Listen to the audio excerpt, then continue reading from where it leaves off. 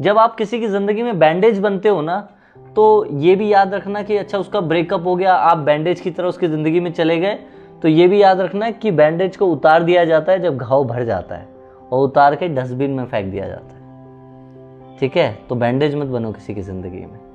2 चीज़ें आपको डिफाइन करती हैं।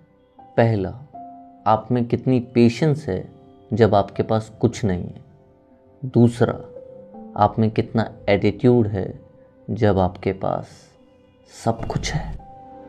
एक बात याद रखो कि जहाँ पर आपकी वैल्यू ना हो ना, वहाँ पर रुकना सही नहीं है, फिर वो चाहे किसी का घर हो या फिर किसी का दिल। इतना याद रखो।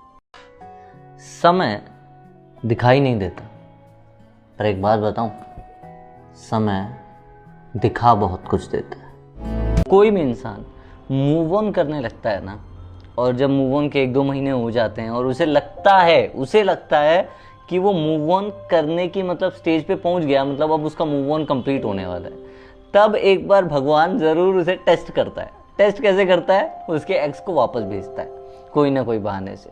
अब ये मोमेंट डिसाइड करेगा कि आपको फिर वही चीज़ें, वही कहानी रिपीट करनी है, या आपको अपनी कहानी का एक नया फेज, एक नया चैप्टर शुरू करना है। अब पेन आपके हाथ में है और आपकी कहानी भी। अगर साथ रहना ही है ना, तो किसी ऐसे के साथ रहो जो आपके साथ बैठे, आपका हाथ पकड़े और कहे कि चलो इस प्रॉब्लम को साथ में सॉल्व करते हैं, बजाय इसके कि वो आपको इग्नोर करे या आपसे दूर भागने की कोशिश करे।